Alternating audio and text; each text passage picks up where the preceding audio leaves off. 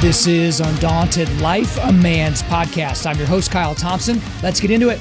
All right, guys, today we have two people on the show, and that is Alan Smyth and Jessica Midkiff. And so they are the co-authors of the book, Men Fight For Me, The Role of Authentic Masculinity in Ending Sexual Exploitation and Trafficking. So both of them work with a nonprofit called Saving Innocence. That's an organization that basically serves and empowers and advocates for child victims of sex trafficking. Alan is the executive director for Saving Innocence, and Jessica is actually a survivor of sex trafficking. So she was sold for sex thousands of times over a 10-year period in her life while she was a child. And she spent the last decade plus advocating for it and helping younger victims of sex trafficking basically regain their mental and physical health and their faculties. And it's just an amazing thing that we were able to even talk to her. But this is going to be a little bit different than we've done interviews in the past, especially when we've had two other guests. So the first person I'm going to talk to is Alan by himself. And we're going to talk about the book. We're going to talk about some of the things that go into sex trafficking in the United States and some numbers and some things to look for. It's a really good time and a good interview with him.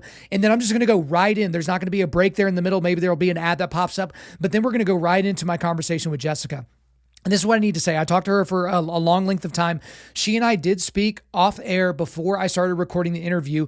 And so if any of my questions, they shouldn't, but I have to kind of, cover my butt for some of this type of stuff. If any of my questions seem like they were inappropriate or a little bit too personal or a little bit too direct, she and I spoke about that off air, and we spoke about it again off air. She was completely fine with all my questions. She's had some bad interviews where people were, in her words, being kind of voyeuristic, asking her incredibly specific personal questions that was basically serving that person individually. It wasn't serving an audience of any kind. So we definitely didn't cross that threshold or cross that line. But guys, this is a heavy one. This is a heavy one today. The subject matter obviously is very, very heavy. But guys, if we're going to be serious about pushing back darkness, because here at Undaunted.Life, again, our mission is equipping men to push back darkness. If we're going to be serious about that, we can't just walk around with our eyes closed, pretending like these things don't happen. And we can't walk around all day just sanitizing things that are happening and just not even really engaging with what could be happening. Because there's some calls to action with this particular podcast and within the book, if you get it and read it, and you should.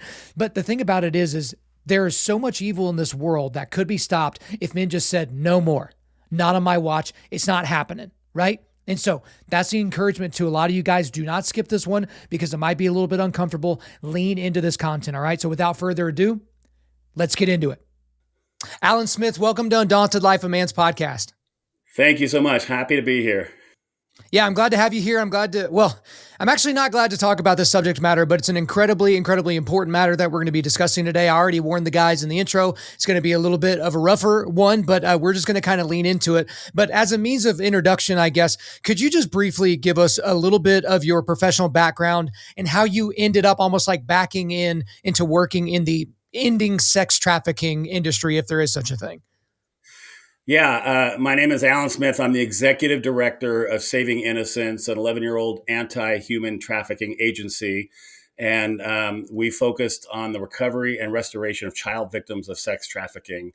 And I've been with the agency for 6 years. So most of my adult life, I was going another direction. I was on the Young Life staff, faith-based organization, nonprofit, working with kids all over the place, all kinds of kids, and not specifically a kid that was trafficked or anything like that. But after 25 years on that Young Life staff, it was time for a new challenge, a new change. And so I stepped away, not knowing what the next step was, but I'd heard about Saving Innocence the year before. And something stood out to me as a dad with a daughter. Now, you don't have to be a dad. You don't have to be a daughter to care about this. But I believe that dads who have daughters, it hits differently and a little different kind of way. And it did for me, too. So I cold called him and cold texted the founder and went and met with her. And I heard the 2-hour version on a 1-hour parking meter and got a ticket in the process. Yeah. And I was immediately in because like most guys and most people out there, I know your audience is predominantly men, and that's predominantly my focus, my lane, is I'm challenging men to look at this crime. Most men don't think of it in terms of here, big in our country. They think about it, in Cambodia or some other place, across the land. And so here we are.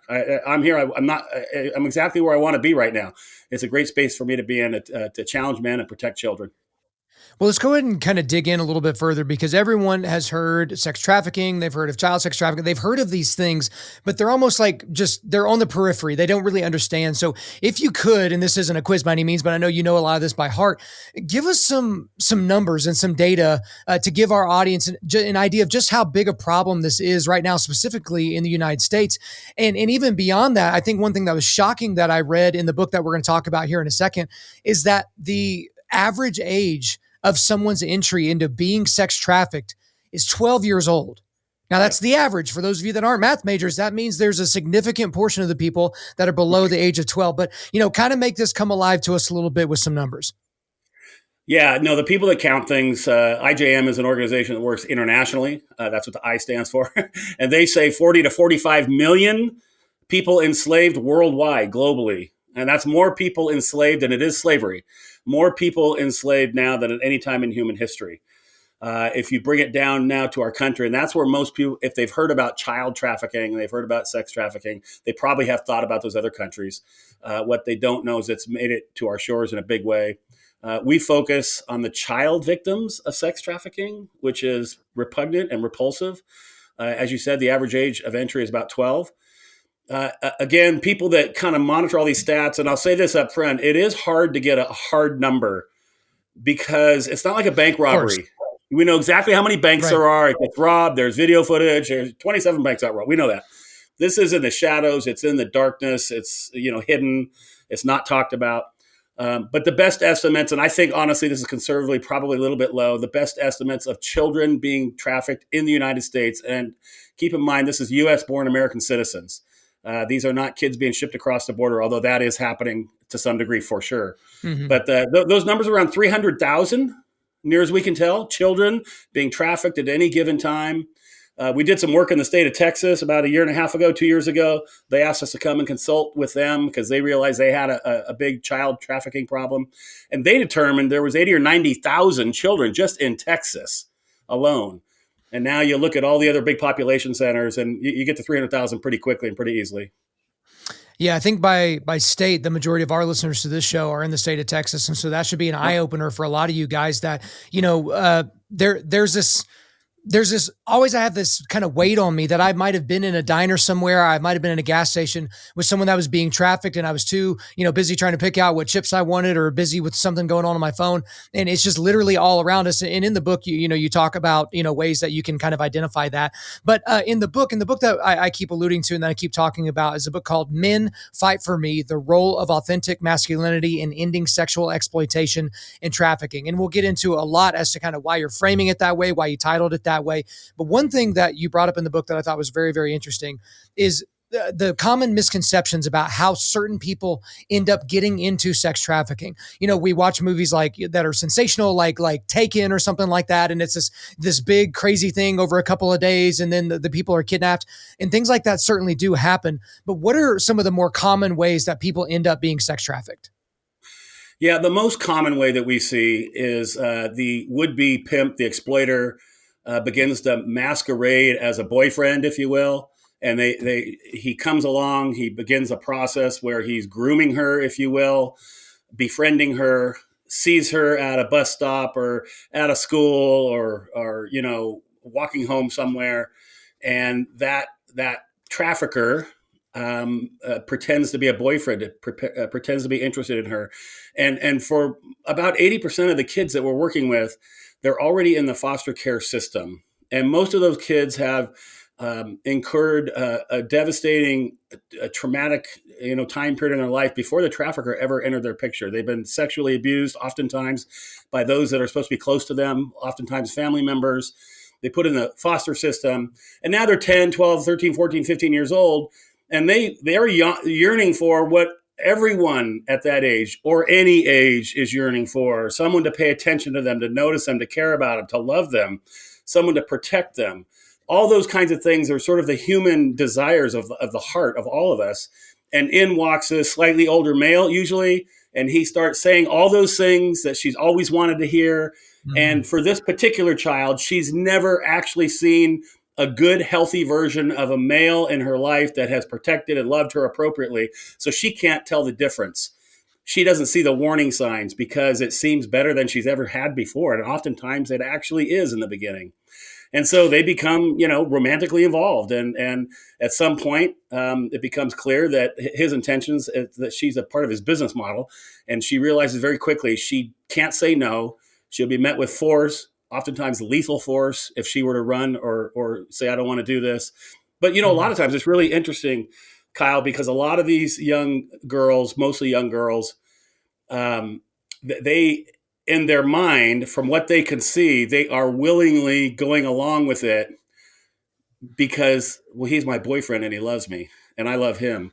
And I've never had that before. And she will likely do whatever he asks without much resistance in the beginning. And then it turns ugly and dangerous and she's not allowed to resist at that point. So it's really tragic because he's preying. They're predators. They're actual predators out there preying on vulnerabilities, which is, tragic. Yeah, and I've even seen documentaries that have kind of looked at people that are in the sex trafficking industry. And, you think about pimps, and that's just kind of like a colloquial thing we say in rap songs now, but it's an awful, horrific thing that pimps actually are. They're not dudes riding around in fancy Cadillacs with fancy suits and, the center points of particular, rap and hip hop songs. Like, these are absolutely horrific, satanic human beings, or they're acting at least in a satanic way. But one thing that you described, so you describe in the book a specific instance where a young girl that was in college, she was approached by a guy who gave her a card, said, hey, I can be your modeling agent. You're beautiful. You're the top 1% of women on the planet. And then how it turned into, hey, you need to go have sex with this guy. Hey, you need to go do this, this, and this. And I mean, you described it well there, but you get into specifics in the book to a degree. And in the book, you actually warn the reader that there are some, pretty intense stories in the book, and there are. But then you have this little quote that I found interesting. You said, however, rest assured, we won't stay in the dark places too long. Now, for me, and for what we do on this show is we don't hide away from the dark places. We dive into them because, our mission is equipping men to push back darkness. And if you don't know where the darkness actually lives, or if you have this sanitized view of the darkness, it's going to be really, really hard for you to push back against it. And so from your perspective, help inform me, because you actually live and work in this world. How valuable is it to be very explicit about what's going on? Because for me, when I tell someone about sex trafficking, they're like, oh man, that's horrible. But then when I tell them an individual story of a 5-year-old girl that was raped 20 times in a night by a street gang, then it hits them a little different. Am I making sense? Oh, you're making total sense. And we certainly don't shy away. As you read the book, there's plenty of stories in there. Jessica, my co-author, tells her story in her first person voice in chapter 2, talks about being gang raped. She talks about seeing girls being waterboarded and being kept in dog cages. We do talk about some of that darkness, but here's what I've learned, Kyle, whether it's on a stage or at lunch with one other person or in a small room in a living room, everybody hears that differently. And if we were to go all in with every conversation, we would lose much of the crowd at some point in time. And then they shut down. Now, there may be maybe on this podcast, there's a bunch of burly studs who want, give it to me. I want to hear it all because I'm going to go take down the world. That's good. Okay. Well, then that crowd will get a little different conversation. But we don't just want to live in the darkness all the time, because most people want to see, okay, there is some hope. There's some redemption. There's some stories. Most people want to attach themselves to something positive. And while we don't, and I don't shy away from the horrific at all, I do have to pick and choose the audiences and who do I assess is ready for all of that. And, the 3-year-old, how about the 3-month-old? How about the 3-month-old being trafficked for sex? We could talk about what that's like and the kind of physical injuries that she would be receiving. Most people don't want to hear all that. The documentaries and the movies that are coming out are great, but you literally couldn't produce a movie or a documentary and actually have it be actually really showing everything that's happening. It would be quadruple X-rated and horrifically gross, and you'd have people throwing up. It's so brutal. So we get as close as we can to giving people what they need and enough for them to act. That's kind of the idea. Fair enough. I appreciate you going into detail with that. And I want to go ahead and repeat the title of the book here before I ask this next question, but it's Men Fight for Me, The Role of Authentic Masculinity in Ending Sexual Exploitation and Trafficking. So from the foreword of the book, and that was actually written by the former United States ambassador to combat human trafficking, his name's John Richmond. He had this short quote here. In the context of sex trafficking, the vast majority of sex buyers are men and the majority of traffickers are men. A distorted and toxic view of masculinity has done real damage in our culture. The lack of authentic, healthy, and positive masculinity has reached a crisis point in our country. So I obviously agree with that sentiment. I disagree with almost everybody. If someone's using the framing of toxic masculinity, almost 100% of the time, I disagree with what they're calling toxic. But this is a perfect example of what toxic masculinity actually is. It's the abdication of your masculine role in society and allowing for the suffering of people that are weaker than you. And we can go a lot of different directions with something like this, but kind of give me the reasoning why you centered, like the center point, the hinge point of this entire book is basically grabbing men by their shirts and being like, you need to get in the game. Yeah. Well, yeah. And I agree with what you just said. Out in the world and this crazy, internet, the social media and all the stuff, toxic masculinity has been exchanged just for healthy masculinity. Like it's almost politically incorrect to be a man anymore. And certainly to be a strong, powerful man. And that's deemed as toxic. And so I'm reframing that in the book.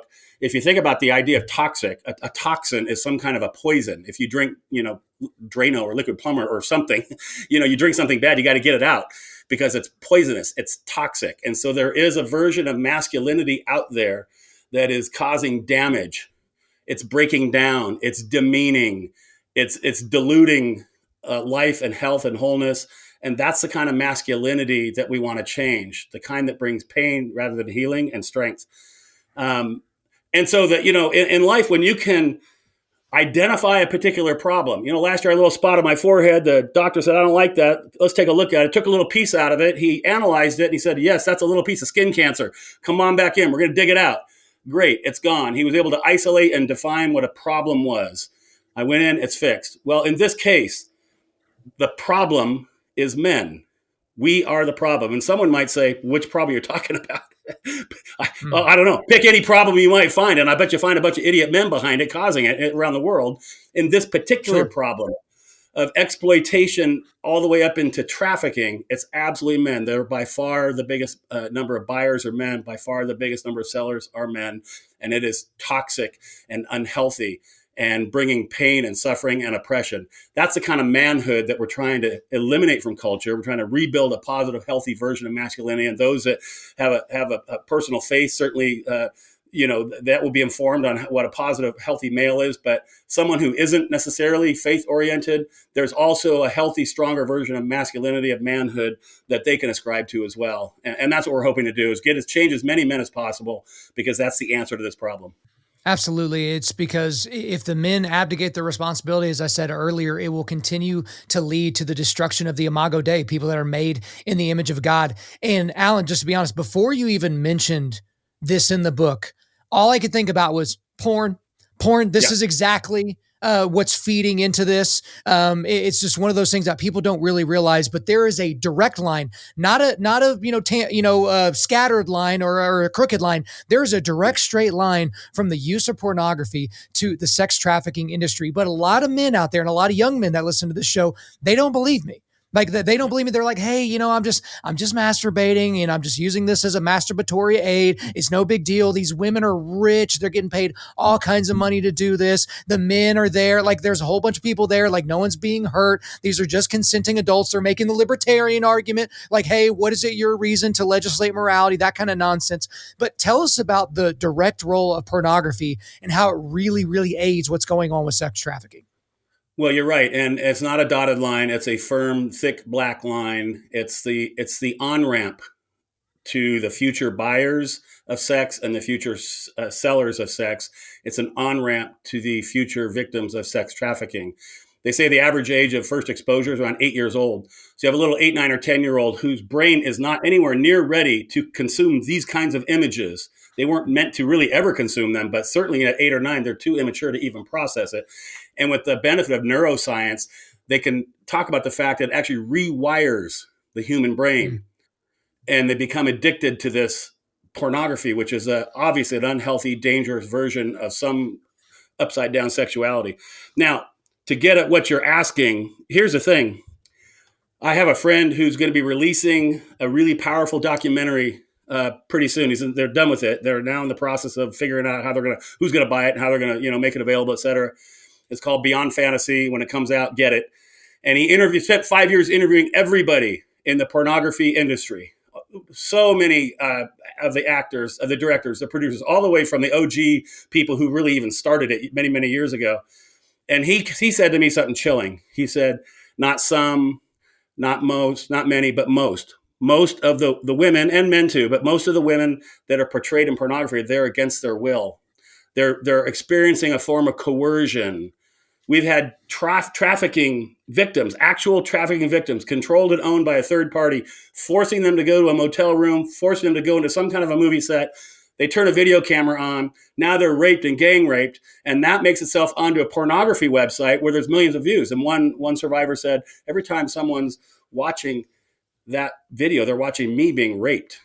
Now, the problem, there's a lot of problems. This problem I want to talk about right now is if someone's watching pornography, you have no way of knowing who's there truly consensually and who is there against their will. And most of them are there against their will. And now I'm no lawyer, but unconsensual sex is called rape. So my message to guys is, fellas, is this what we've become? Where we're going to, after hours when our wife is maybe in bed and you've developed a little fetish or a little addiction, you're going to turn on your computer or your smartphone and you're going to get some kind of pleasure out of watching somebody get raped. Now, pornography industry is a crime scene. There should be yellow police tape around every porn site. By participating in it, you're an accomplice to that crime. At the very least, you're aiding and abetting a felon. Well, and Alan, like to be honest with you, like the other thing that I would tell guys is I get pretty explicit about this particular topic. And I'm just like, imagine jerking off in a room where someone's being raped. Yeah. And people are like, oh my gosh, what a horrific thing to even say. I thought you were a Christian. What a horrible thing. But it's like, so it's better because you're separated by a screen. That somehow makes it better? It's like, you wouldn't do that if you were in the room with these people actually watching it and smelling it and feeling it and all those different things. But somehow it's a lot different. And so again, we could spend the rest of the day talking about the pornography issue, but I think we pretty much hit a home run on that. I do want to move on to something that you talked about in the book, and you only spent a little bit of time on it, so I want to get a little bit more context to it.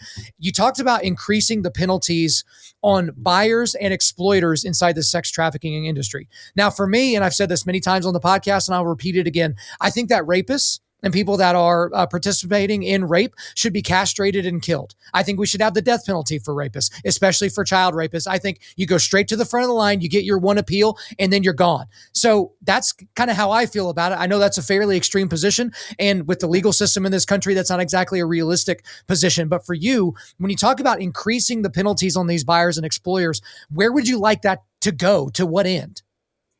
Well, I wouldn't necessarily argue with your position, although, yes, you did hit the nail on the head. It's a little unrealistic in today's progressive society to think that would be a possibility. However, depending on what county you're in and what your district attorney and what he's prosecuting, there's a number of I don't want to get political here. I'm not sure what the deal is, but there's a lot of liberal, progressive-led cities, either governors, mayors, or DAs, that aren't prosecuting hardly anybody. They're not prosecuting a lot of crimes, and they're going really soft on crime. They're removing the enhancements. And so there's almost no penalty for sex buyers right now, depending on what city you're in at all. Now, there is on the books a minimum mandatory. I think it's 15 years for sex with a minor or something like that. That's not enough. We should increase that. We should absolutely increase whatever, just a sex buyer, just make that part of the crime illegal. There's actually a huge push right now to fully decriminalize all of what's called prostitution, which is going to be a disaster if and when that happens, because that's going to hurt more vulnerable people and especially children. So I would be up for increasing all penalties for all versions of this crime to whatever they are. Now, here's the thing. We're not going to legislate our way out of this. The problem is broken men mostly. They've given their heart and their mind over to depravity, to brokenness, and we're not going to legislate out of it. There are people around the edges that will be deterred by stronger penalties. There is the dentist, the little league coach that is dabbling around on the side buying sex. Other than that, he's not, a bad guy. He's an upstanding member of community. He's doing a good job with his family. Other than that, big asterisk, I get it. Well, that guy who doesn't want to lose his career and lose his family, it may stop him. But there's a lot of people that aren't in that space. A higher penalty will absolutely affect some of the buyers, not all of them. But let's do that. Yeah. Let's check that box. Let's check the box. Yeah. And here's the thing is you can say, well, that's probably not going to work. It's like, well, let's check the box and then see. Yeah. Let's just see if it works in any way, shape, or form. I'm okay with doing that experiment. And what that discussion really leads into is the discussion you get in this kind of growing trend somehow about how people, and specifically people in blue states, people in blue counties and blue areas, wanting to decriminalize prostitution altogether, right? So it's the same argument you'll hear on the, Joe Rogan talk about how, if we just decriminalize all drugs, well, the cartels just won't kill people anymore. That's essentially a very distilled down version of that argument. It's a silly argument because when you increase the supply of a particular thing, the demand will typically go up for something like this. Like if you, decriminalize the use of weed in the state of Oklahoma, which we have, then you're going to have more people that use it. And so the black market's actually going to grow. It's not going to recede. It's not going to go down. So what is your response to people that say, hey, if we just decriminalize prostitution, all of the bad stuff will just magically float away?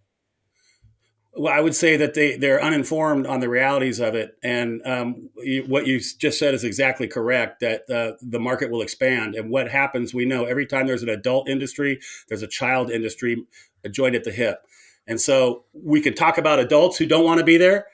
But my big focus point with what I'm doing when I work at Saving Innocence is we've been taking care of the child victims. They're the ones who are most available. They're the ones who are most vulnerable. So when the market expands and the demand expands, the supply is going to fill that demand by any means necessary, and that's going to be children. There's going to be children, more kids that should be out running around playing hopscotch in the street and playing video games. There's going to be more of them being serviced as sex slaves to take care of all the broken men that are now doing it free of any kind of legal penalty. That's what's going to happen. Now, if you want to talk about adults, there's also been a number of studies. 89% of all the women in the sex industry say they don't want to be doing it, but they don't see any other options. They don't see a way out. They don't know what to do because of their history of trauma, the lens that they're looking through. They don't see any way out. They don't know how to not do this. And so, okay, so you got nearly 90% of even the adults who don't want to do it. And now we're going to make it all legal. And so it's like, if you just say it out loud, the legalization of the buying and selling of vulnerable people. That's what we're going to do. Who's going to vote? Go to your thing in November, check that box. We're going to legalize the buying and selling of vulnerable people. Does that sound like a society that's, upright and standing on their 2 feet? No, it sounds like an upside down society where pain and brokenness is winning. And that's exactly what would be happening. And we're all very, very comfortable with euphemisms. We don't call it the destruction of a small human body inside the womb. We call it a woman's right to choose. Like we like our euphemisms, especially societally, because euphemisms fit really, really well on a t-shirt and on a bumper sticker. But that's not the real world that most of us live in. And Alan, you alluded to this a little bit earlier, just basically talking to the dads in this audience that have young girls, right? And there are a lot of them in my audience that have daughters and sons, but specifically daughters. And you do address this in the book about the role that a present father plays in keeping his young girls especially, from falling into the life. The life is this life of sex trafficking and those types of things, because some of them go in willingly at the beginning and then it starts their kind of cycle of being taken advantage of. Some are stolen and forced into this. But what specifically is the role of a present father, aside from just making sure you don't just send your girl out into the world and hope she comes back? Yeah, us dads have an incredible responsibility, an incredible opportunity that so many dads have abdicated. So many dads they're either physically not present or emotionally not present. And a little girl desperately needs to understand what a healthy man looks like before she goes out and encounter any age boy or man. She desperately is looking for role models. Okay, what can I expect? What should I expect from a future boyfriend or future husband? And she is inundated with social media. If she's old enough to be on social media, she's inundated with the clowns at the Super Bowl halftime show that have made millions of dollars demeaning and degrading sex and demeaning and degrading violently women as their song lyrics. She's inundated with society that doesn't value life, that doesn't value women, which doesn't value sex. And so she absolutely is desperately looking for, searching for someone who will treat a woman with respect. She's watching you with your wife or maybe your girlfriend. How do you treat women? She's watching you out. How do you speak to the waitress who's serving you dinner? She's trying to understand what she can expect. And with you not being present, she's left at the mercy of society, which has got a diminished, demeaned version of sexuality. So you're absolutely critical. And I'll just add, you asked about daughters, but your sons are the same way. Your little boys are desperately looking. What does it mean to be a healthy, authentic, real man? How does a man talk about women? What kind of things does a man allow in his house? What kind of music is he listening to? How does he treat the waitress? What's going on?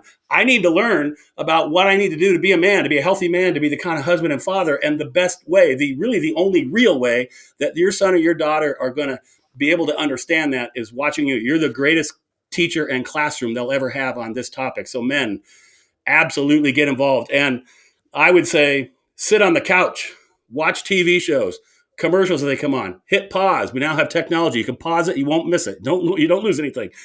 And interpret. Hey, check out, what do you think that message was saying in that commercial? What do you think that girl in the commercial, what does it look like they're selling? If you didn't know they were selling shampoo, what do you think, what else are they selling in that commercial? Oh, they're selling her body. Oh, okay, let's talk about that.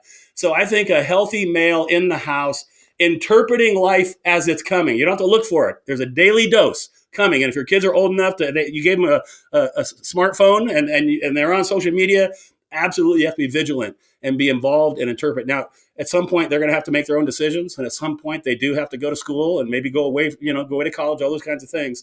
So you have a finite amount of time that you get to be an example. Here's how a healthy man thinks, looks, and acts. And that will make an absolute difference. Most of the young girls that we see at Saving Innocence have not had any healthy man present in their life. Now, not every little girl who doesn't have a dad present is going to be sucked down that path. But all of the girls that do get sucked down that path, it's common. They don't have a healthy male in their life that's loved them appropriately and protected them appropriately. So it's absolutely critical. Like job number one. Yeah, it's critical, and it's all about being intentional. Here recently, we had a pastor on from New York City named John Tyson. He wrote a book called The Intentional Father, and that's part of it. It's like you don't just watch the game together and see the beer commercial with the woman just jumping around and letting her boobs flop everywhere and not address that. And again, you even alluded to the Super Bowl halftime show this year. You had a lot of people that, in terms of our modern culture of canceling people, they've all done horrific things to women, the violence towards women, and things that are known about that they just kind of mention now. It's just kind of like a funny thing. It's kind of like, oh, it's just a cultural thing that Dr. Dre's beating up several women. And it's like, oh, but he makes great songs. I really, really like them. They're really catchy. But hey, I don't want to get off onto a tangent here because we're just wrapping up. This is the last question I have for you, Alan, because it's kind of one of those deals like you're in the business now. And part of the reason if sex trafficking is eliminated, you kind of have eliminated yourself out of the job. But I don't really see that you're too terribly concerned about that. But give our audience the direct and specific calls to action for what they can do beyond just, buying the book. Obviously, it'll be in the show notes if you want to check that out. But go ahead and give us our calls to action. Yeah, absolutely. And the website, fightforme.net, has the book and a lot of other conversations. We have a YouTube channel. A lot of people are, we're having conversations kind of like this with people that were in the book. My call to action is for everybody, but really in this little season of my life, it's really to men. And my challenge to men is to rise up, to get up, and to do something positive about this fight. Now, you don't need to go to seminary and get a Bible degree on whether or not sex trafficking and demeaning women is okay. It doesn't take very long to look in the scripture. You find out where the kids are in the heart of God and the heart of Jesus. You don't have to go to school and learn an academic degree. My challenge to men, number one, look at this crime, understand it. So go on a little rabbit hole, search down Google, go to savinginnocence.org, go to fightforme.net. There's a couple places to start there. Watch some documentaries, understand it. And now my question is, when they say, what can I do? I say, I don't know. What can you do? Kyle, you have a podcast. You can have me on your podcast. Thank you. That's one thing you can do. How about anyone else? Where'd you go to school? What do you know? Who are your friends? What do they know? Do you have any money? Donate to a you can't Saving Innocence, but donate to a anti-trafficking organization near you if you want. There's plenty of them in Texas if that's where a lot of your listeners are. Get involved tangibly. Do something. And I think the biggest thing that I want men to do is look in the mirror and take a good, honest look at yourself. And are you dabbling with things on your computer that are ultimately demeaning and hurting women and children? Are you going down a certain rabbit hole of jokes and conversations and sharing of memes on your phone with your buddies that are tearing down or building people up? If we can get our life in alignment with what we want the world to look like, that's step one. And now step two, be a leader, be a courageous leader in the community of men that you surround yourself with, whether it's on your neighborhood, whether it's in your church or, your golf buddies or whoever they are. Be a leader amongst them. Take them with you. And if we can get enough men living in this way, accepting the responsibilities around themselves, living courageously, standing up for injustice, now there's no room in there for trafficking. There's no room in there for exploitation. There's no room in there to harm women and children. If we get enough men doing that, and that's one man at a time, that's my call to action. Get more educated, buy this book. Proceeds are going to survivors of sex trafficking, and take another step forward, and let's just keep moving in the right direction.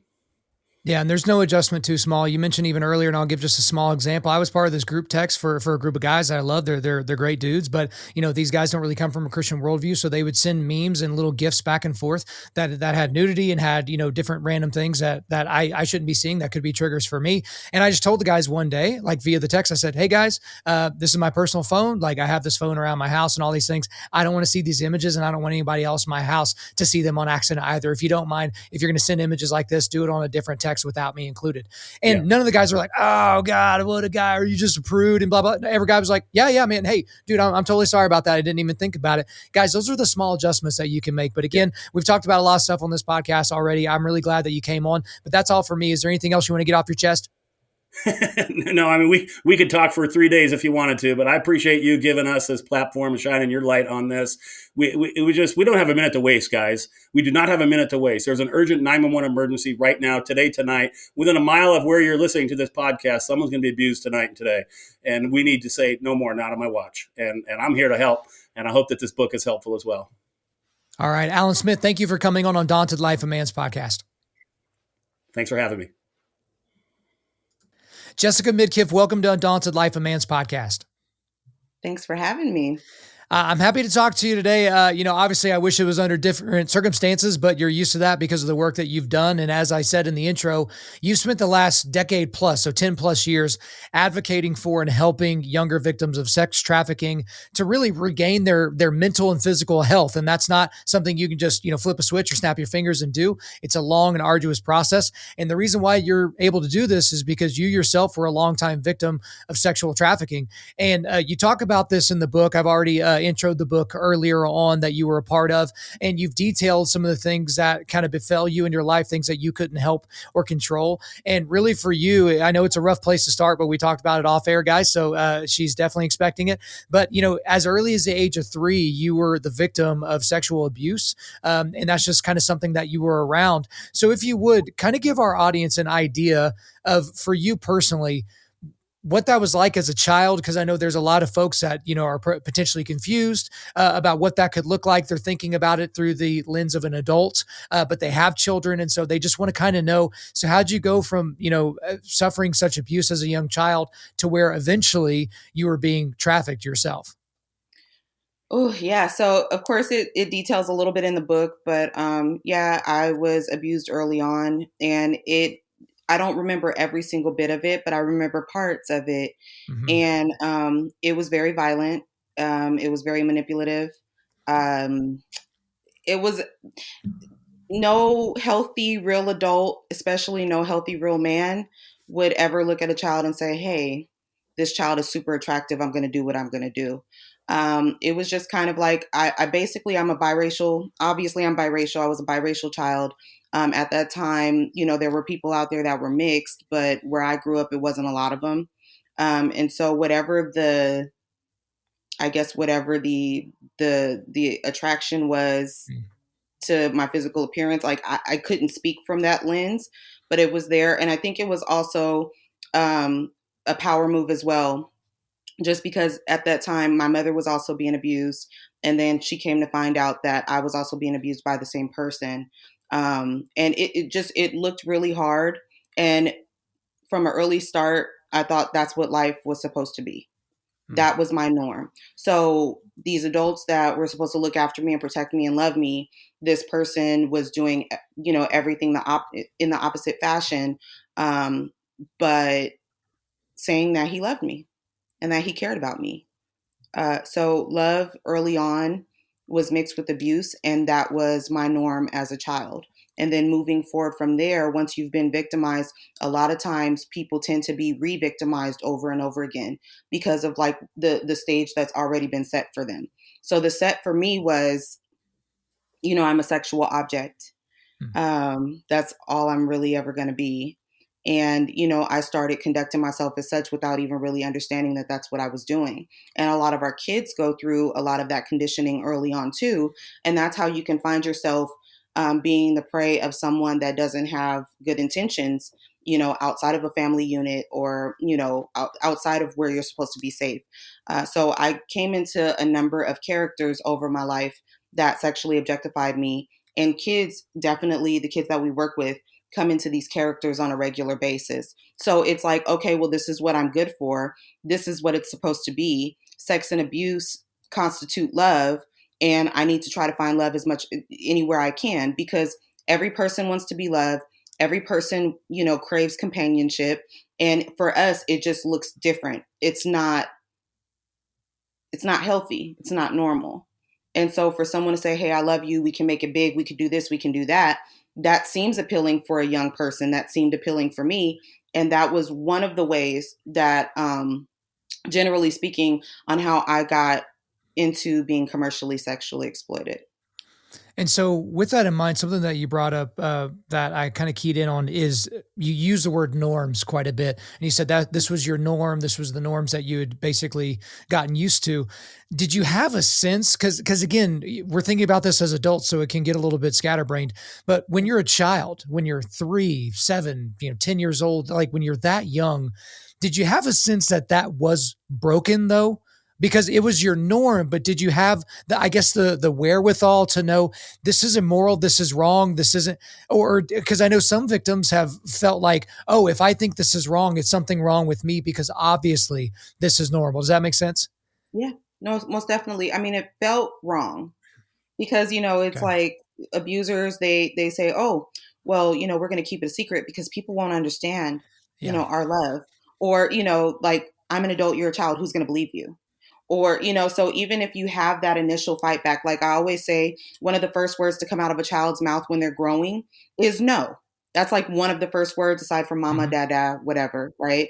Usually a kid will have fun all day saying no. They want to see your expressions. They want to, they love it. They start giggling and laughing. You want to take a bath? No. You want Right. to eat some ice cream? Now, knowing dang well they want to eat some ice cream, Right. but they like to see, how it affects you. That's how they kind of get accustomed to building boundaries and stuff like that. I didn't really get the chance to build that boundary. If I said no, it was a smack across the face or something worse. And believe me, it got worse and worse and worse. And so, even if I felt as though it wasn't wrong, I was quickly taught that putting up a boundary was wrong too. And so, like, as I got older, did I fully know better? No child really fully knows better, Sure. right? Um, I started having, people in my family saying, hey, that's not okay.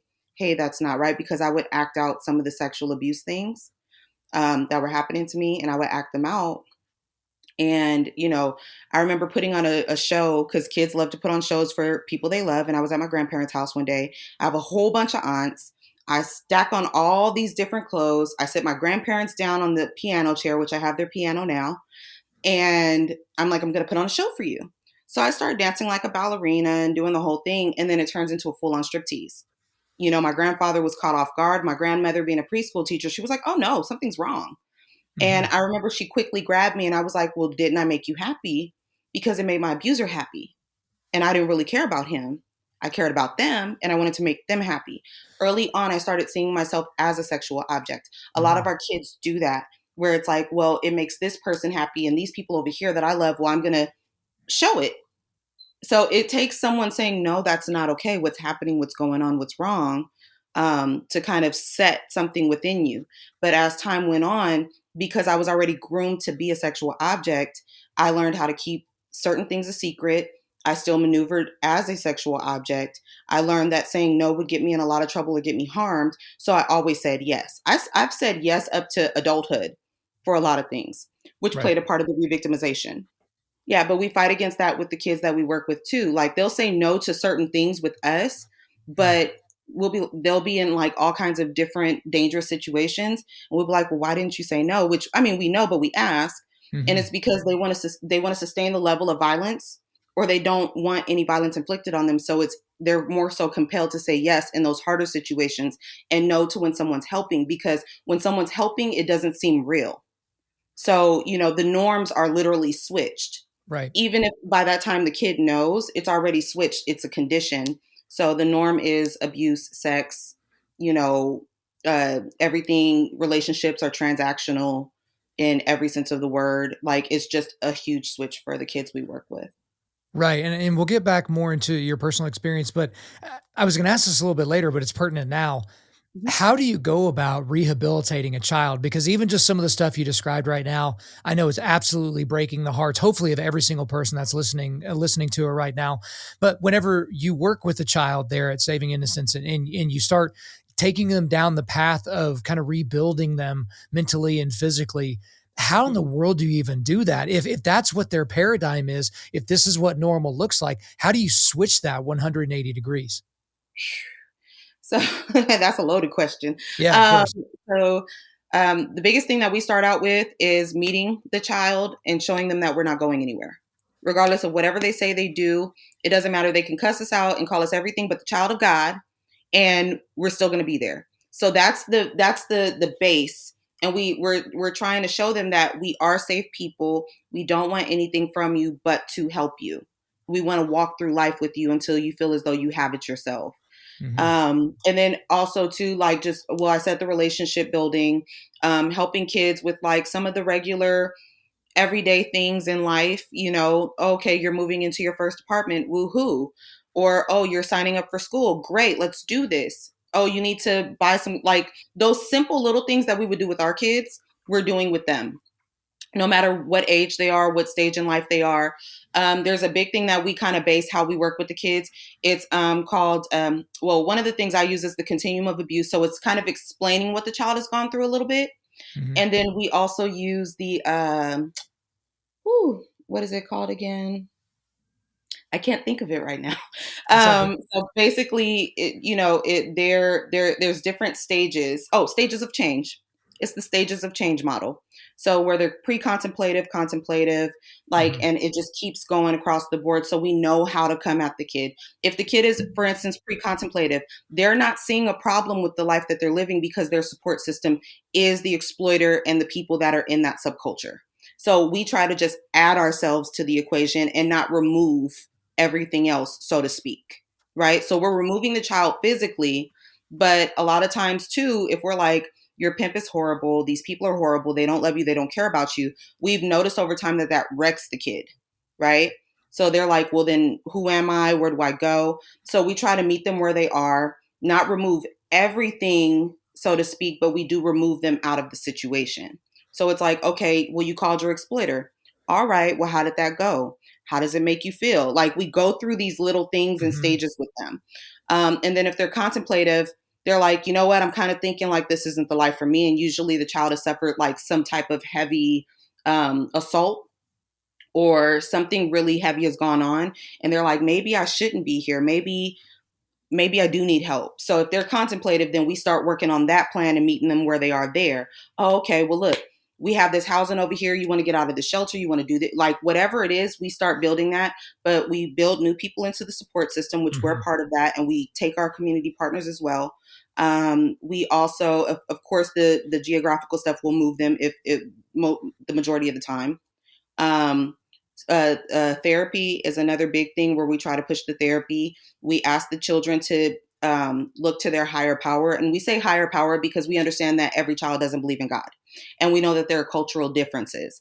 But we reinforce if you have a higher power, reach to him. Hey, we'll go to the church with you. We'll go to the temple with you. We'll do whatever it is we need to. So literally, we're rebuilding. Even if the kid is already here and being groomed and being everything, we're starting and we're just building our way up. And a lot of times, not always, but a lot of times, the kids establish, trust within us, and they're more so able to kind of hear us and listen to us and kind of work a program.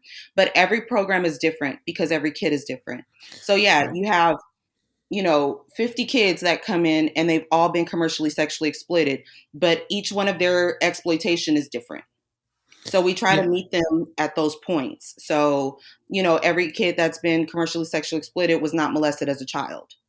You know, they probably had a older boyfriend, which this is a part of the continuum of abuse that we got from Gems in New York. Is they may not have been abused, as a small child, but they were going to school one day and a guy pulled up in a really nice car and, started like flirting or whatever and really worked on the girl. And then come to find out the dude was like 24 and the girl's 15. So there's this unequal power dynamic, right? Where it's a sexually exploitive situation, not commercially and not exactly pedophilia. It's more so like the hebephilia where they're into the post-pubescent children, and so they're engaging in certain things. They're just not having money exchange hands, but they're on their way to being commercially sexually exploited. I hope that was.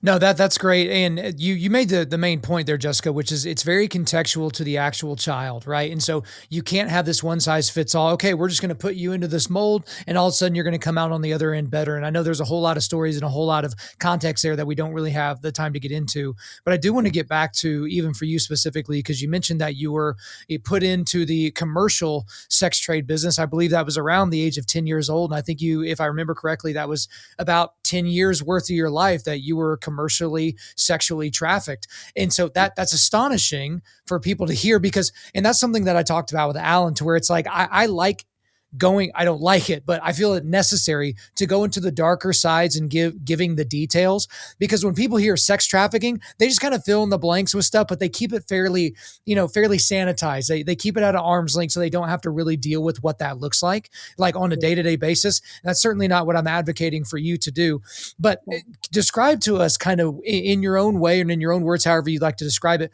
what that was like, because I got to be honest, I've thought about these types of things a lot because, we try to equip men to push back darkness here. That's why Undaunted.Life exists. But hearing in your own words where you would say that your pimp gave you a quota in a day, that you would have 10 to 25 sexual encounters in a day. And if you didn't hit your quota, like a salesman would, a lot of people in my audience are salespeople. If you didn't hit your quota, horrible things would happen. So just kind of talk us through what a day in the life was of a, young gal who's being sex trafficked in Southern California.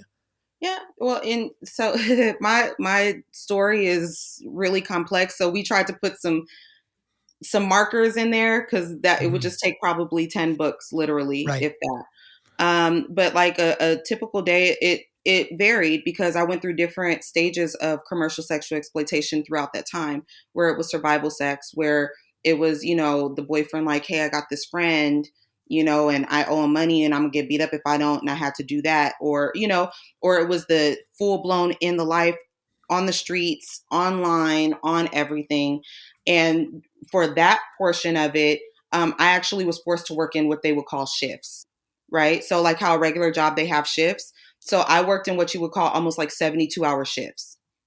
So I had to make a quota morning, middle of the day, and evening. I'd probably sleep maybe an hour or two in between time if someone was driving. There were times that I had to drive myself, and that's what they would call like automatic, where you don't have the exploiter there with you. And I would have to drive from one place to another. And there were times I fell asleep, a couple times, not many, but a couple times I fell asleep behind the wheel of the car. And by the grace of God, I was able to wake up in time. People were honking their horns, all kinds of stuff. And this is being off of No-Dos and Red Bulls and coffee. And still, because I'm so tired, because I know I have to make this quota.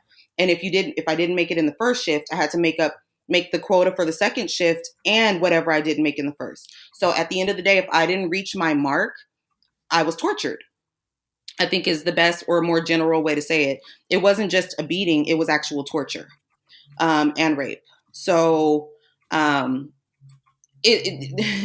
it, it plays a lot on your mind, because the exploiter, if you don't make it, it's like, well, you brought this on yourself. You didn't do as I asked. We're trying to build something, whatever it is that they say. And I've heard everything across the board. And so you learn that because you didn't meet the mark, that you're to blame and you deserve to be tortured, beaten, raped, whatever.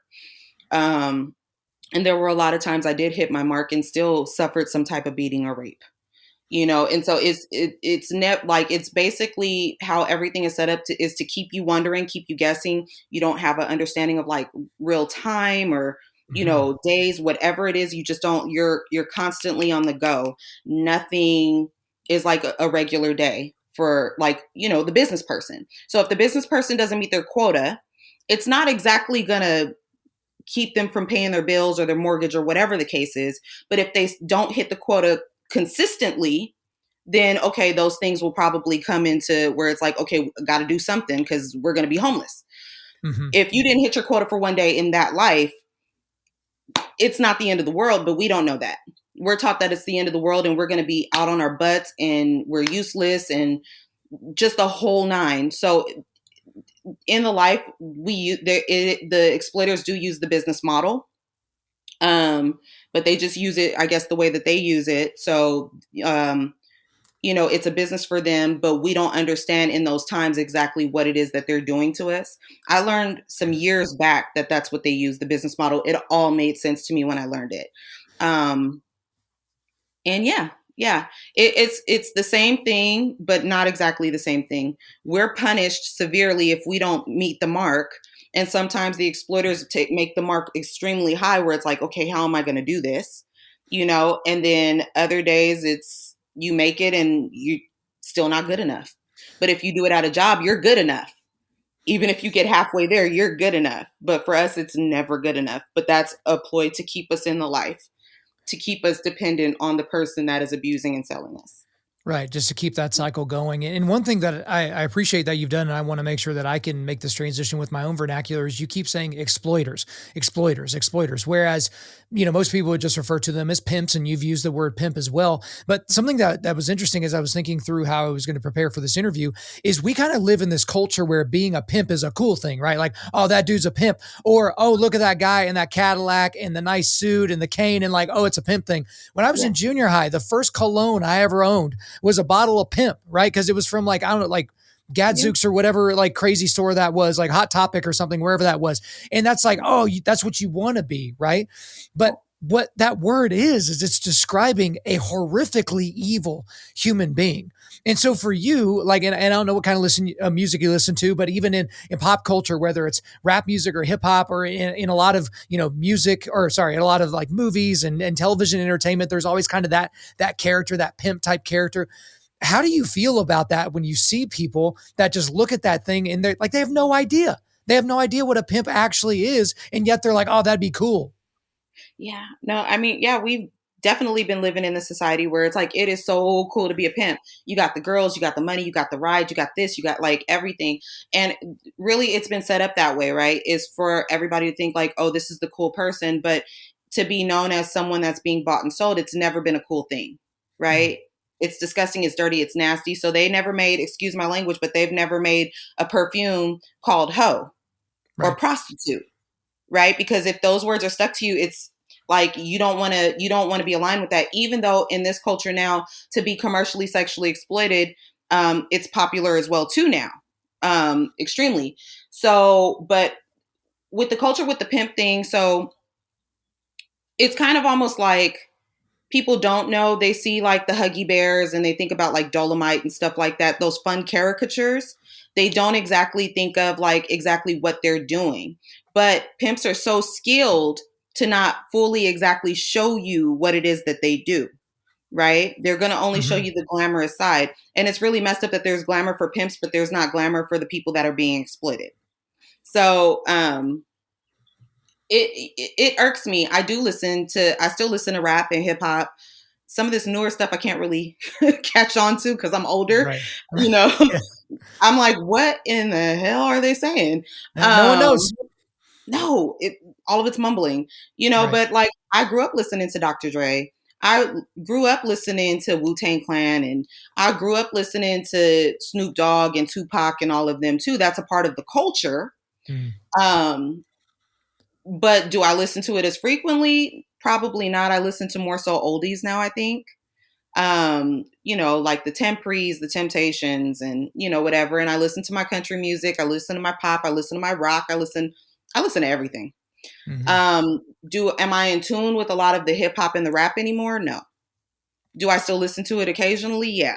But I also have an understanding of where these people were coming from, what the climate was at that time, where everything was, gangster rap, all that. Like, I understood.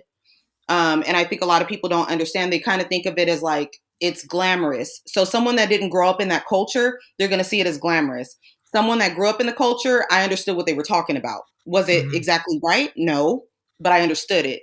And so that's when you get a lot of kids that listen or they look at these movies like Boston Up and, all these kind of like black exploitation films and some of the hood movies and stuff. They're like, oh, this is amazing. This is great. I want to be like this to an extent. For kids that grew up in the culture, we were already that. Right. So there's a really, really fine line. And I think that's where parents kind of come into play with talking to their kids and monitoring, what it is that they listen to. If they're listening to something like what I used to do with my daughter, oh, you're looking at that or you're listening to that. Okay, let's process that. Because at the end of the day, this stuff is always going to be here. No matter how much we fight, it probably dropped down some, but it's always going to be here. So it's best for parents to kind of like speak up and talk to their kids and listen and be really in tune. But does it frustrate me? Definitely, to hear people like pimp my ride, pimp this out, pimp that out. Like it's kind of like a slap in the face because Right. I had to actually deal with real pimps. The kids that we work with have to deal with real pimps and not understanding fully what the culture is. I like to say exploiter because exploiter does not sound cool. Exploiter is calling it exactly what it is. You know what I mean? And when you Mm-hmm. listen to music too, they still talk about some of the pimp stuff in all genres if you really listen to it, right? And so I would like to separate the word pimp from exploiter to an extent, that there's a bridge, but pimp to everybody seems cool nowadays. Exploiter is exactly what it is. So that's why I kind of interchange a little bit. You'll hear me say pimp a little bit, but more so exploiter because I want people to lock in that they're raping, they're beating, they're robbing, they're molesting, they're doing all these different things. And even down to the point of they're even murdering these kids. I can't tell you how many kids that we've come across or I've come across in the years of doing this work. And even the young ladies that I was being exploited with out in that life that are no longer here with us because they were murdered either by the exploiter or by the buyer, which we call the trick or the John. I don't like the word John. Buyer is great. That these are people, these are kids, these are people that are victims that are being exploited, but they're also being murdered. If you tell, you're going to die. If you don't do what I say, you're going to die. If I had a exploiter tell me when I was at the end of my rope that his plan was to drive me to the desert, kill me, and bury my body because he was going to get out of the life and I was at the end of my rope.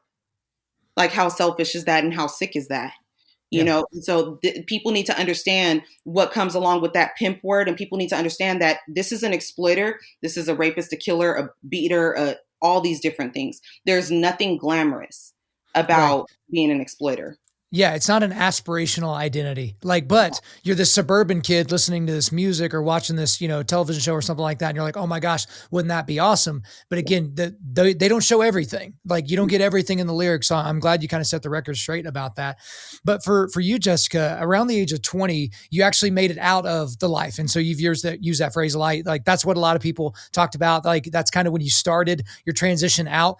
But it kind of begs the question, and y'all do address this in the book. There's a lot of people that would ignorantly just say, why didn't she just leave? Why didn't she just get out of the life? And if I'm being honest, I would probably say something like that too before I read the book, before I really thought about it and really thought about the exploitation and the mind control and the physicality of some of these people, these exploiters trying to really just hold down and pin down your entire life. But kind of describe, because I know it wasn't an easy transition. It wasn't just like, I'm out of the life today. It was kind of an in and out kind of a thing. But explain to us how people do get out of the life, because it does seem like a life sentence for a lot of these young ladies and young boys as well. Yeah. I mean, once you're in, and that's just what it is. I still have exploiters. I'm close to 40. Okay. I still have exploiters and people that still try to contact me on social media. So my block game is strong, Right. But it's getting out is a really difficult or hard thing to say. Some people get out the first time and they're out and they're back with their families or they're doing whatever and they're doing well, but even for someone that's doing super well, they still have to stop, be with themselves, right? And now you have this wheel going in your head, or this reel where it's showing you everything that you've done. You know what I mean? And like, how do you cope with that? A lot of people that get out of their life and they were exploited as kids, a lot of them turn to different substances, whether it's alcohol, marijuana, or the hard stuff, like the coping stuff. For me, I got out, at 20, a couple days before my 21st birthday. And I was in that program for maybe roughly almost 6 months. And it was hell for me because I actually had to sit still in all of my abuse, all of my torture, all of my near-death experiences, everything. And even when I got out for that time, I still went back to the life after a while. I didn't have any skills. I didn't really have a full-blown support system. I trusted no man. And then when I did date, I dated guys, even if they weren't exploiters, they mirrored a lot of the same things that the exploiters did. You know what I mean? There are a lot of things that can basically pull you back into the life. And so instead of me going fully back in, I danced for a while and then kept some regulars, which is still not okay. It's still dangerous. It took me longer than 20 years old to fully be out of the life. And then when I was out for maybe about a year, like fully out, not engaging in dancing, anything, then I started, like volunteering at the old program I went through, and then kind of fell into this work. And I was in school to be a nurse, but like in that short span of time, I jumped right over to the next thing. But it took me well into my 20s to actually get my life together. You know what I mean? And I remember even before my 20th birthday, I tried to leave and run and escape. And I would go home to my grandparents' house. My mom would be there. My grandparents would be there. My daughter was there at the time. And my exploiter knew where I lived, knew where my family lived. He'd pull up. And it's like, even if he's not there, he's already instilled in me. And this is for the girls too. I'm always going to come for you. I'm always going to know what you're doing. I'm always going to be there. Like the super all knowing. Do you remember those chirp phones? Yeah. Yeah. I remember trying to escape one day and I hopped in these guys' car over by where the stadium is now out here. So, because that was a really popular place back then to be bought and sold, and still kind of is, especially during all the stuff. And I remember I hopped in this car, and my exploiter, he kept, reaching out to me, and he was like, "Oh, I know where you are. I know where you are." And there was no way to track the phones back then. Like there was no way for one person to track the chirp phone back then because they were fairly new. And he was like, "Yeah, I got a tracker on you. I know exactly where you are, blah, blah, blah, blah, blah." And it was so convincing. And I was so freaked out. I actually jumped out of these guys' car and they were trying to get me to safety. They were trying to get me like to the police station or a shelter. It was one or the other. And I jumped out the car because I was like, he's going to find me. He's going to hurt me. He's going to hurt them. And I went back to him, took the beating and went back to him and worked for a while. And then I tried to escape again, and this went on for a while too, because I was already getting tired. And so it's really difficult, when people say, "Oh, well, why don't you just get out?" There's so much psychological and emotional warfare and damage already done by the time the exploiter kind of lets you do what you do. 9 times out of 10, you're going to go back. I think on average for a domestic violence relationship, on average, it takes about 7 times for a person to successfully leave on average. So I always say that commercial sexual exploitation is domestic violence on steroids on top of steroids. So it takes a high number of times for someone to get away. You have the love ties because a lot of them will be like, "I love you," introduce you to their families. They'll actually build out this whole family unit for you. And a lot of times the kids are looking for the family unit. I just want somebody to love me and care about me. I just want to belong. And a lot of kids want to belong. Like, look at how many adults want to belong. The need to belong is so strong within a kid that's growing. You know what I mean? Because that's a part of that. That's one of the building blocks for a child to grow into a healthy adult, is to have the camaraderie and the togetherness. We need companions. And so the exploiters, they build things like that.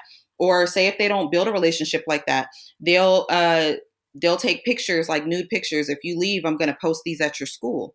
I'm going to send these to your parents. Oh, I know where your parents stay. So if you don't do as I say, I'm going to hurt your parents and I'm going to hurt your little sister. I'm going to turn your sister out." There's so many different things that it doesn't have to be physical to keep someone in. And people don't get to really see that. They're just like, if you're not in a cage and you're not chained up then you should be able to get away with no problem. It's not that simple. I've had police knock on the door and I covered for my exploiter. You know what I mean? Right. It's way more than physical. It's because you describe in the book how there are people that are kept in cages. There are little kids kept in cages that are in sex trafficking. But then again, it's not just about the physical warfare. It's about the psychological warfare that these exploiters are doing to you. And again, to someone who's been exploited, I'm sure there's been some times when you've like chastised yourself, but you have to remember like your brain's not fully developed until you're 25. So to expect like a 12-year-old to have the wherewithal to be able to get away, which isn't just a physical act, but it's a mental act. There's got to be timing and tact.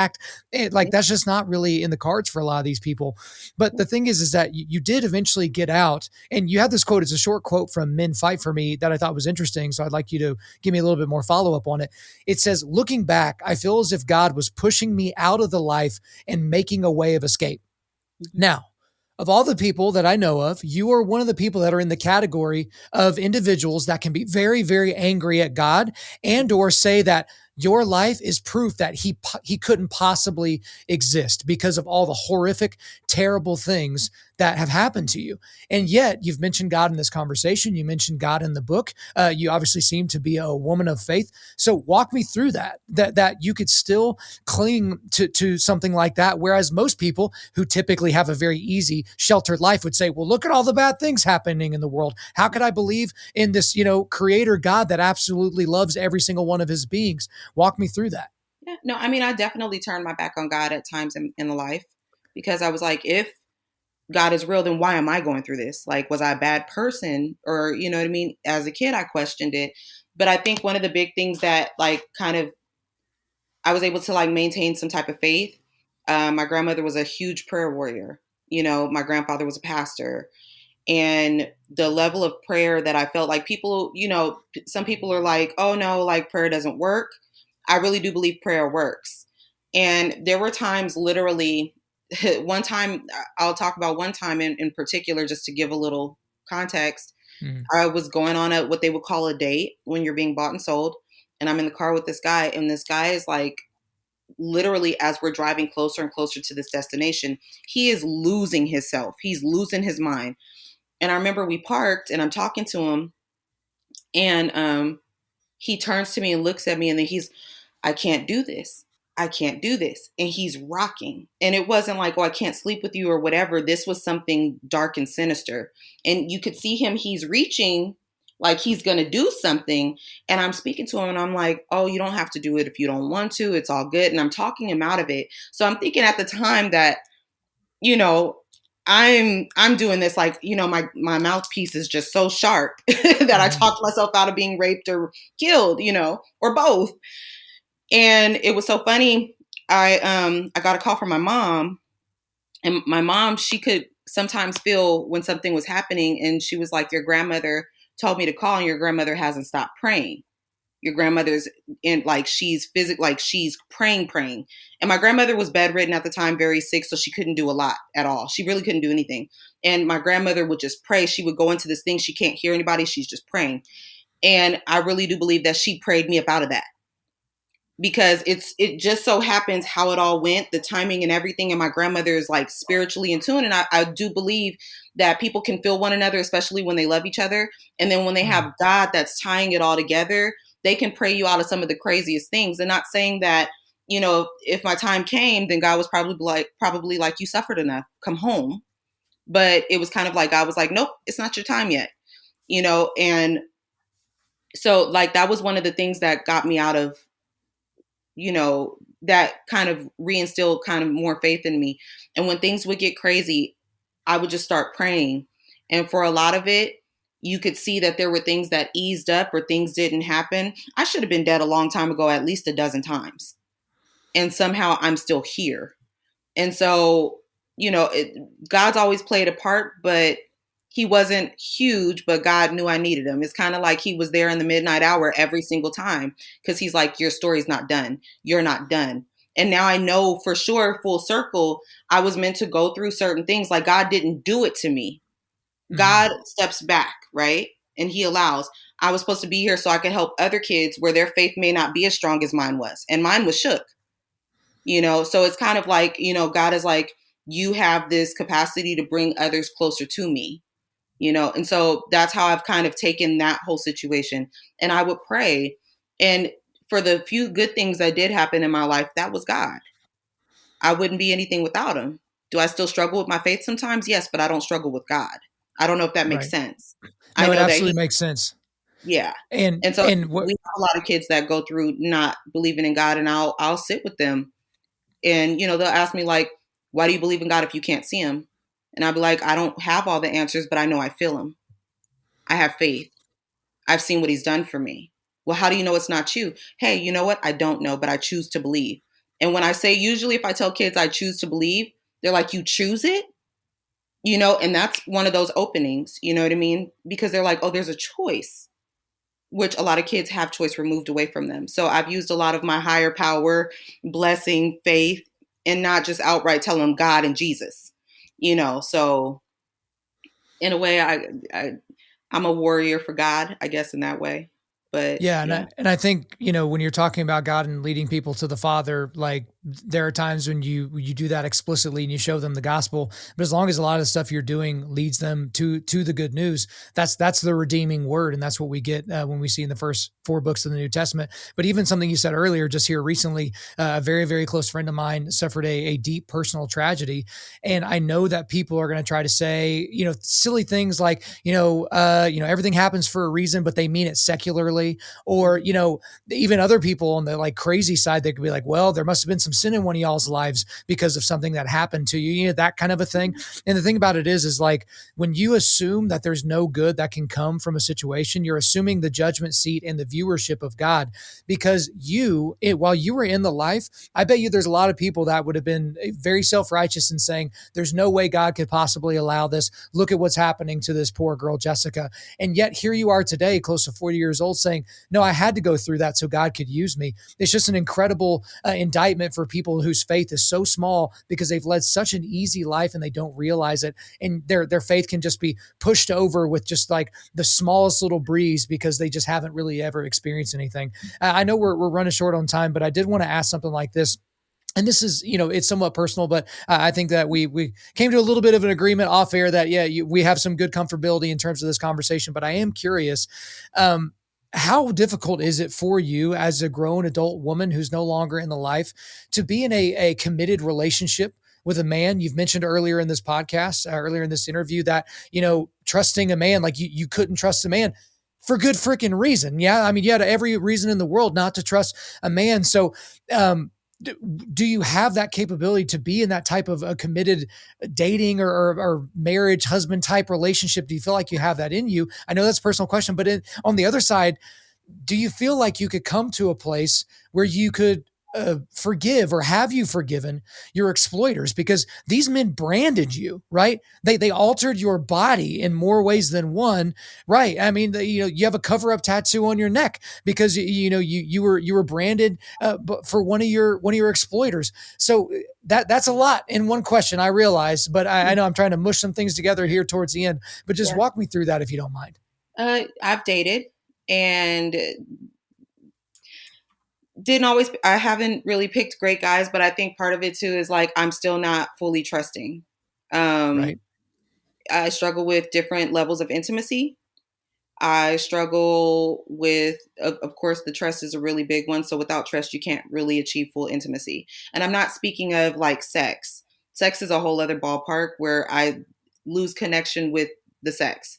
So it's like I'm still healing from all that, but the intimacy of allowing someone to hug me, to hold my hand, to do certain things, because I'm like, okay, so what's your angle? Yeah. Because a lot of men that I run into, I've been a public figure for a long time out here in LA County. So I've had a lot of men Google me, and pull up information on me. And they're like, oh, this is what you used to do. And I think you need a friend. And I don't need a person to come in, kind of like not wholeheartedly, or most of the men come with angles. The men that I trust, they're my friends. They're my support. Alan's one of the number one men that I trust. There's another man named Jim that I really trust. Another man named Marquise I trust. My uncles, well, not all of them, but but it's more of like a brotherly friend, uncle kind of relationship. Intimate, deep relationship, intimacy wise, no. Like I'm single right now. because I need to heal more. Because it's kind of almost rule of thumb is like I'm attracting how I feel about myself to a degree. So I'm not fully aligned with where I need to be. So I'm going to attract certain things. And a lot of times the men that I do attract sexually objectify me. That's very, it's very, what do you call it? It's very similar to how I grew up. And so if a man comes at me, I'm hoping that a godly man comes to me, to be honest, and a man that has patience and understanding, and sees that, okay, yeah, you're beautiful to me, all this other stuff, but sees more within me. And I'm working on seeing more within myself. So I understand that my person is not here yet. But I do have people that see a lot in me now, men that I'm friends with. They see a lot in me now. So it's helping to restore me. As far as a relationship, I would love to have a relationship, a healthy one. Yeah. But I'm Yeah. not fully there yet. And some of these guys are a little crazy. So, and I don't want to be sexually objectified. I want to be healthy. So, definitely to answer your question is, yeah, I struggle. I struggle hard. And I know one day it'll get better, but a lot of our kids, they struggle really, really hard and it takes them a long time. Like it's taken me a long time. And some kids, they grow up into young adults and they really find their person. It's just a matter of where the healing is, and whoever that person is that the person that God has aligned me with. And I haven't met that person that God has aligned me with yet.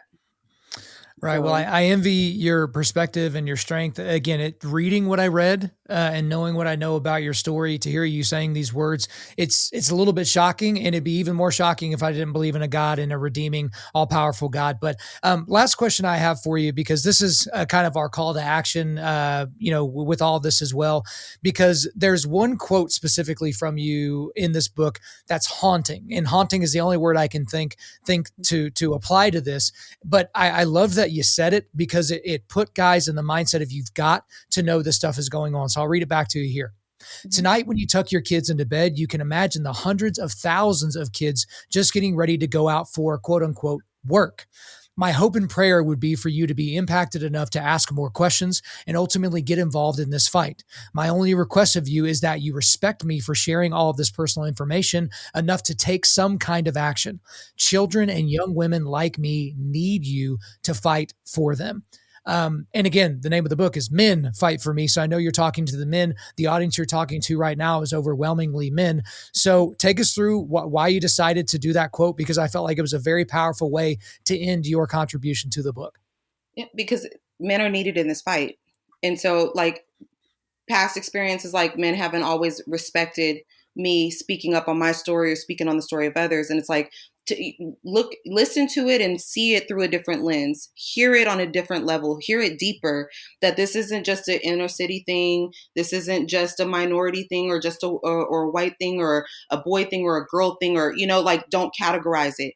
It's listen to the information. Men are a really big part of the solution, but men also play a very big part in the problem. So if we can kind of switch that, and men are listening, men are seeing, and they're doing something, and they're being active, and they're like, hey, I remember this lady's voice. Like, if I was able to do that just a little bit, maybe they could change someone else's life. If someone would have come up to me in the street and said, hey, I'm taking you out of this. I'm here to fight for you. No, this isn't going to happen. Just imagine, I probably could have gotten a lot more help, and I could have gotten a lot better earlier on.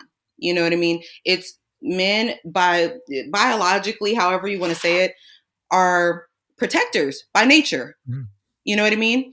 I know we live in a kind of a feminist world and all kinds of stuff. And I'm not saying that we're weak and, we're these delicate flowers. If you blow a certain way, we just wither and fall apart. We'll fight for ourselves. But it's something really special when a man stands up and says, no, not her, not today.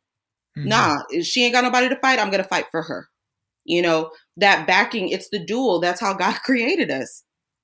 Men are the protectors, and I guess women are kind of like nurturers. I'm learning that too. And so it's really important, because, like, we have this ever growing problem. It's always been here, but it's more mainstream. People are able to get into our children's, bedrooms at night, through their iPhones and their tablets, and, like, strangers are walking in and out of our homes, without physically being there and having access to our children. And so it's like, there's a lot that we have to do. If no one took anything else from me today or from reading the book, at least just respect what's given to you. Even if you don't fully agree with it, you could respect it, right? And start trying to do something. Even if you're not going into the community, you may have a daughter, a niece, a cousin or grandchild, do something. And then for the young men too, start teaching the men, the young boys, what, authentic, real masculinity looks like, because they're going to end up with our daughters one day. You know what I mean? One day they're going to be fathers. One day. So we all go hand in hand. So if you take nothing else, like, run with this, teach your boys, teach the girls, protect the girls, even protect the boys, because that's a whole other conversation. Boys are actually in higher demand than girls are. But we see a lot of the girls, but that's a whole other conversation for another day. Our kids are in trouble, and we as adults have to stand up and do something. If you see something, say something. If at the very least you buy this book, just go buy the book and read it, and then give it to somebody that you think will benefit from it. It never hurts to have a little bit of get a little education around, the topic, because our children are in trouble, and our children are going to grow into adults that may become in trouble. So I hope that wasn't long-winded, but just a little bit of. That's great. Men need to realize that if you put your head in the sand and pretend that darkness isn't around you, the darkness is still there when you open your eyes. So I really appreciate you letting us get into all this stuff. I know it was personal, but it's part of your story, and it's part of what makes you an incredibly strong young lady, that you're able to talk about these things and really make a difference. But that's all for me. Is there anything else you want to get off your chest? Yeah, I just, thank you for allowing me to be a part of your platform. I know it took a lot for us to get here. Yeah. And, just thank you for asking great questions. And I thank all of your listeners too for tuning in and, wanting to be a part of the solution, whether they know it or not, and to get out there and go buy the book, fightforme.net, and it'll connect you to Amazon. And you can purchase as many books as you want. And just know that this book, a lot of the proceeds, or the majority of the proceeds, aside from some of the logistical stuff, goes to survivors. So you're supporting one way or another without even knowing, and just continue to stay blessed and stay protected. And, I thank you guys. I think you're amazing. You, Kyle, you're amazing. And your listeners are amazing. And I hope I get to come back and talk to you again. So. Absolutely. I appreciate it very much. Jessica Midkiff, thank you for coming on Undaunted.Life, a Man's podcast. Thank you. I'll see you again. Thank you guys so much for sticking with us through the end. I know that was a tough one for a lot of you guys, but we really appreciate Alan and Jessica coming on and telling us a little bit about their stories and what's going on here in the United States and really around the globe as well. But before we let you go, we are going to do a quick resilience boost at Undaunted Life. Our mission is equipping men to push back darkness with content that forges spiritual, mental, and physical resilience. So the link I've got for you today, or the links rather, I've got links to the Saving Innocence webpage, and also a couple different links that'll let you get to the book, Men Fight for Me, The Role of Authentic Masculinity in Ending Sexual Exploitation and Trafficking. So you can go to fightforme.net. And also I've got the link there to where you can buy it on Amazon. All right, guys, thanks so much for listening to the show. We do appreciate it. Wherever you're listening to this, please subscribe, rate, and leave us a positive 5-star review. If you want to come speak live at your event or on your podcast, just shoot me an email to info@undaunted.life. That's info@undaunted.life. You can follow us on Instagram and TikTok and like us on Facebook, and check out our website for everything else, including how to donate to keep more content like this coming your way. Just go to www.undaunted.life. And we want to also thank the band August Burns Red for allowing us to use their music for our content. The music on this podcast is their song Cutting the Ties, which is off their 10th anniversary re-recording of their album Leveler. The links are in the description. I'm your host, Kyle Thompson. Remember, keep pushing back darkness, keep forging spiritual, mental, and physical resilience, keep seeking the Lion of Judah.